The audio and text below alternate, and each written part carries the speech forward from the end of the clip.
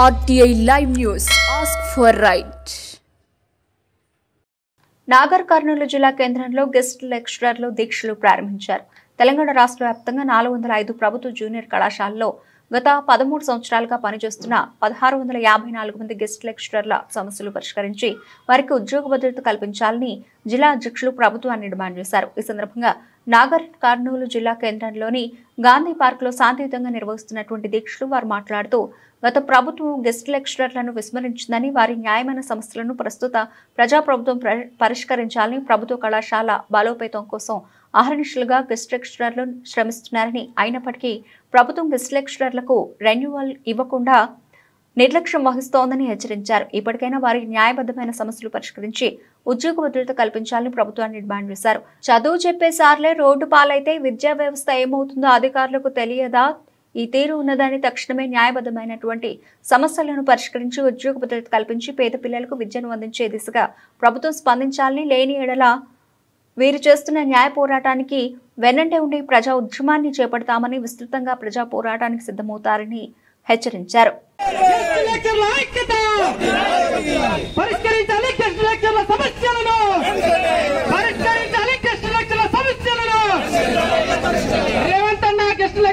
కాపాడండి కాపాడండి కాపాడండి కాపాడండి కాపాడండి కాపాడండి గెస్ట్ లెక్చరర్ల ఐక్యత, గెస్ట్ లెక్చరర్ల ఐక్యత, బలోపేతం చేయండి ప్రభుత్వ జూనియర్ కళాశాలను.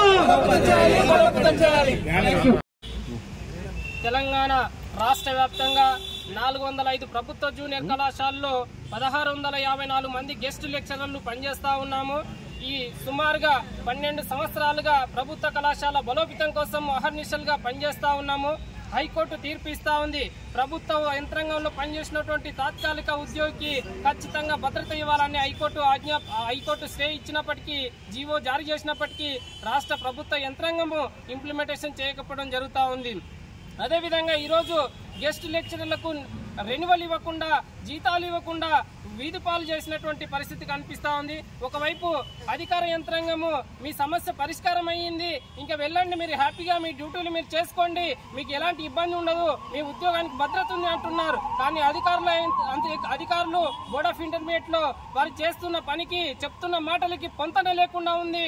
కాబట్టి న్యాయమైనటువంటి ఈ సమస్య ఎన్నికల్లో ఇచ్చినటువంటి ప్రభుత్వం ఎన్నికల్లో ఇచ్చినటువంటి హామీ మేరకు కన్సల్ట్ పేమెంట్ 42,000 జీతము 12 నెలల పాటు ఇవ్వాలి. ఈ 42,000 జీతంతో పాటు ఉద్యోగ భద్రత కల్పించాల్సిన బాధ్యత రాష్ట్ర ప్రభుత్వ యంత్రాంగం పైన ఉంది అని తెలియజేస్తా ఉన్నాము. అదేవిధంగా ఈరోజు ప్రభుత్వ కళాశాలను బలోపేతం చేసేందుకు రాష్ట్ర ప్రభుత్వము దృష్టి పెట్టినప్పటికీ ఈ యొక్క ప్రభుత్వంలో పనిచేస్తున్నటువంటి తాత్కాలిక ఉద్యోగిని తొలగించడం వలన ప్రభుత్వ యంత్రాంగము, ప్రభుత్వ విద్యా వ్యవస్థ నిర్వీర్యమవుతా ఉంది. పేద విద్యార్థులకు చదువు అందట్లేదు, వారి టీసీలు తీసుకెళ్తున్నటువంటి పరిస్థితి ఉంది. కాబట్టి ఇప్పటికే తక్షణమే స్పందించి ఈ న్యాయమైన పోరాటాన్ని పరిష్కరించాల్సిందిగా ప్రభుత్వాన్ని రిక్వెస్ట్ చేస్తా ఉన్నాం.